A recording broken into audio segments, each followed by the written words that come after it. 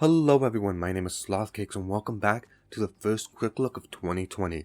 Now today in the hangar we have the Gundam Mark II, and this is really pushing that whole Zeta initiative just because we got the Hyzak, the Victios, the Nemo, then this guy, and of the recording of this video we just got the Hyakushiki, so hopefully I get that guy. With my luck, probably not. But anyways, let's just jump into the lore. The Gundam Mark II is the direct descendant of the RX-78. It's the Titan's version, and you can paint this guy to make it look like the AUEG's colors or, Camille's Gundam Mark II, but it's just a more advanced mobile suit. Of the time was pretty nice, but it surprisingly gets outdated very fast in the Zeta timeline. But enough of that. Before we jump into stats, let me just do a word of warning.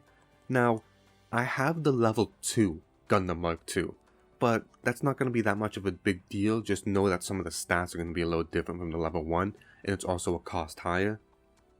But the second thing, and the most important, is the weapons. The Gundam Mark II has 3 weapons. It has a beam rifle, which it comes with, and 2 bazookas. One of those bazookas you can get from the Victios, and let me just tell you, I don't have the other 2 bazookas. I tried pulling them, but from the recording of this video, I still don't have them, so sadly, I'm just going to be reviewing the beam rifle. If I ever get the bazookas in a later time, I'll review them for you guys, but as of right now, we can't, so I'm sorry about that. But anyways, with that out the way, let's move on to stats. Now for the level 2 Gundam Mark II, we're looking at 550 cost, ground and space general type. On its stats, only big thing to notice that its health is a little lower than average, but it has good resistances to back it up, so it's not that bad. For enhancement list, we are looking at a tall 2140, and if you want those extra part slots, you're gonna have to go to 2140. For part slots, we're looking at 16, 17, and 7. Here's my build. The MK2 is very versatile. I like building sustain, you guys know that, but if you want to build pure range damage, you can do that. If you want to build melee damage, you can do that. Speed, versatility, health, bulkiness. If you want to be a support machine or a killing machine, you can build that. The Gundam Mark II is very versatile and can fit many roles, so it's really up to you and your building imagination on what you want to do with this guy. But on the skills are nothing really noteworthy. He has very basic but very good general skills, which are forced injectors, dodge roll, 2 melee swings, which are very good for general types, but he also has a lot of aerial skills, like quick boost, flight structure, and flight control program. These are skills that we're going to show you in a second of he can do some more things in the air than the average mobile suit can do. But anyways, let's just get through this beginning part and jump into training mode and see what this guy can do. Alrighty, now jumping in, I want to show you guys its movement, just to talk about it and just to show some quick stuff. Now walking forward and walking about, he's a pretty swifty dude. You're not going to be really slowed down. Same thing with boosting, and he has forced injectors so he can stop real nicely. He's pretty quick. And besides that, turning speed's also really nice, so if anyone's behind you, you can meet them real fast, which is a-okay. And besides that, that should cover its movement. He also has a dodge roll. But I also want to talk about its weapon order, just because some people care about this, and why not talk about it? And in order, it goes main weapon, beam saber, Vulcan, then goo gun. He doesn't have a lot of weapons, so it doesn't really matter, but in general, I am going to be talking about this in the future. But anyways, let's move on to his beam saber. And his beam saber is absolutely unnoteworthy. It has high priority when it has its swings, but it has 2 swings. All of its swings are regular Federation swings. Nothing really to note. Nothing really important. But let's move on to its shield.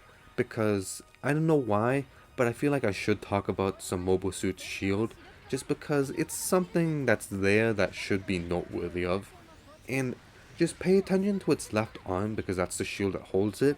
It's always in a really nice position, no matter what you're doing, no matter what you're holding.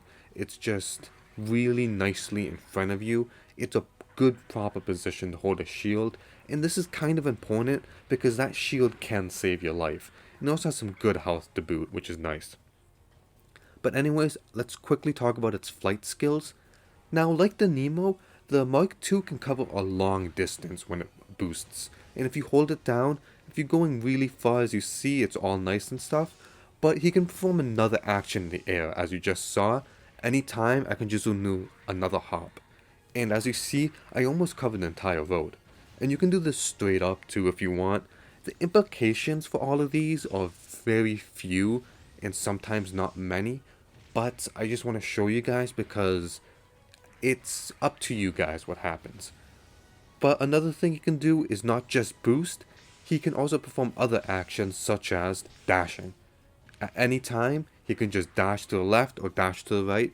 You can hold it down and curve about. It's really interesting because you're not stuck in freefall. Just because if you guys see my video, you know when I'm in a high elevated spot, I always backswing and boost off the place and I'm stuck in freefall like a genius. But in this look, oh, I'm stuck in freefall. No, I'm not. Just because, as you see right here, the MK could have just boosted up again and made it up on those pipes, or I could boost it around and just saved myself from falling. It's really nice and super interesting, just because it adds another depth. And let's say there's a guy right there where my Vulcans were shooting at, you could pop up, shoot, then go back. Now moving on to his beam rifle, it's a very interesting gun. Just for numbers, just about 1 second takeout time, a 12-second reload time. In between shots, we're going to be looking at 6 seconds. This has 5 shots per clip.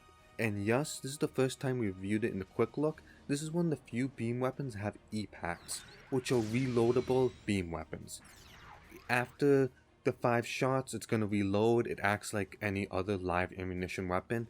It's very interesting just because you don't have to worry about charging the weapon or overheating the weapon. It's kind of cool, and most suits are going to have that as we move into the Zeta iteration. But what it does in the mobile suit, you shoot it once, you get a good stun, okay damage. Pretty good weapon. Moving on to the MK's Vulcan pod system, which are very basic Vulcans. They have a 13-second reload time, very fast takeout time. You can shoot it while moving, boosting in the air, all that stuff.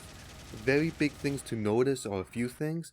First is its high clip of 80 shots, which is nice. But also, as you see, this thing has a very high rate of fire. It just eats away those bullets real quick. Just to show what it does on a mobile suit, yes, I have the cost advantage of being 550 plus higher, but it still does good damage. But for the stun, you have to land half the clip, which is 40 shots, which again isn't too bad because of the high rate of fire. It's actually plausible to do in combat. Now moving to his weirdest weapon, the Saline Knuckle Launcher, but let's just call it the Goo Gun. The Goo Gun has a 1 second takeout time, a very long reload time of 25 seconds, which is a long time for single shots. And as you see, it shoots this white goop, and it has this very deep arc to it. It does not have a high range to it, but it does drop off a lot. It makes it closer to the right target than it is to the left one, it's a little past that. The range isn't the best, it's going to be used kind of close up. Sniping will be kind of hard to do with this thing. But for what it does in a mobile suit, it does very little damage, like really little, and it does a good stun.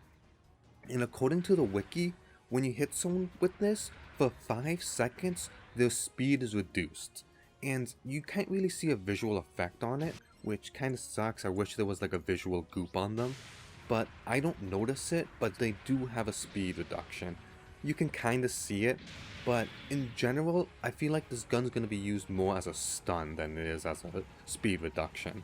But please don't look under this weapon, it's kind of good. Now moving on to the MK's combos, this guy has some very basic stuff like, stun into Vulcans and things like that. I don't want to go over that. I really want to go over the basic beam combo because there's a few things you have to do to get it right. Now as you guys know, it's beam rifle, forward backswing, beam rifle, and backswing. But as you see, the gun doesn't cool down fast enough to get that shot off. And even if you delay it, like I did a good range, boosted up, delayed the swings, you can get the shot off, but they get up too fast for you to get another swing in. What you want to do is use the goo gun as a stun. So what you're going to do is shoot, goo then stun, forward backswing, and your gun is just gonna come down from cooldown to get another swing off. And this gives you so much damage, which is really nice. Now you can opt out that beam rifle shot. You can still use this as a walking stun, as in beam rifle, goo, forward backswing into a backswing.